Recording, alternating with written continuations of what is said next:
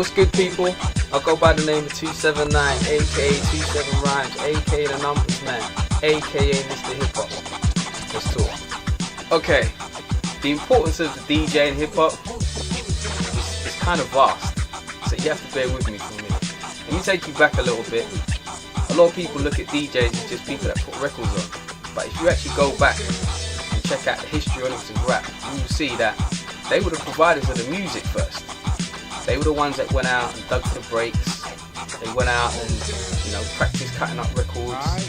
And that's how people like Grandmaster Theodore and people like Grandmaster Flash, African Bambaataa. They're all DJs. And they were the ones that kind of set it off, if you like. Can't forget Cool Herc, of course. So the DJ's role originally was they were the guys that played the music that made the party happen. They were the guys that played the breaks that the rappers originally rapped over. And if you look at the next stage of it, the DJs were very important in terms of the rap records that came out. A lot of them ended up being producers. So if you can't see the importance and relevance of the DJ in hip hop, then I couldn't have explained it better.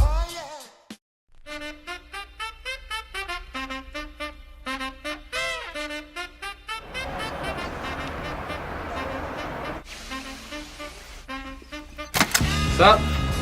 Please come in. I'm Ed Spoons, Ghetto Pirates, Knuckle Squad, Cursor Kids, Sing Crew. Come and talk to me about some breaking. Good? Yeah.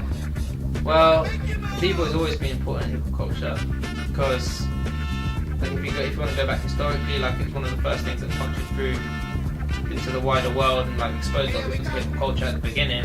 And to me, they've always been there, kind of like the guardians of now it's kind of become the guardians of I don't want to say true school hip hop culture or anything like that, but that idea, the concept of how it was, all the elements together, because in breaking there's a lot more pressure to know your history and to know where everything came from and know the evolution of it. So you have to study up on the facts and your history and stuff. So B-boys are all geeks, so they all know who the big dogs in New York were back in the day, and where the tunes come from, where a lot of the tunes that you hear now in hip hop or in some old rap tunes, whatever, you know where the beats came from, because a lot of them have to take the root from what the DJs were playing back then. Yeah. They sort of preserve it in a bubble, I think, in a way. They preserve the essence of that old school sort of energy of it, encapsulate that, making its truest form. Maybe not as true as one, that's not fair to everyone else.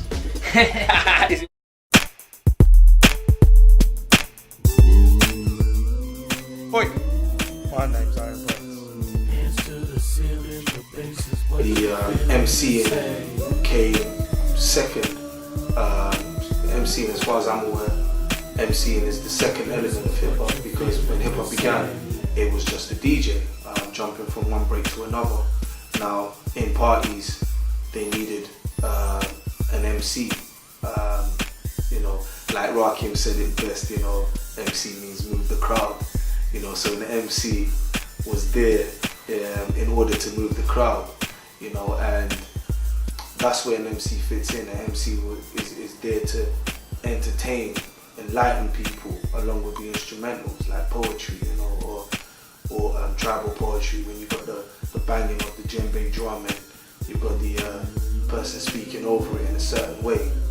That's what the MC does. He speaks over the instrumental a certain way, and he expresses his thoughts, and he does a lot of social commentary along that as well. KRS One way best as well. Hip hop or MCing is the CNN to the ghetto, and that's definitely what hip hop is, and that's where the MC comes into it. My name is Shucks, One the Idiot, and I represent the ID crew, Universal Zulu Nation, and SDM and CBM crew. And in my opinion, graffiti is one of the earliest elements of hip hop culture, and it's very important because everyone needs to see visual stimulus. Graffiti is one of the overlooked elements because it's not actually about the actual person who does it. It's about the finished product. So it's harder to get attached to you get attached to the artwork and not the person.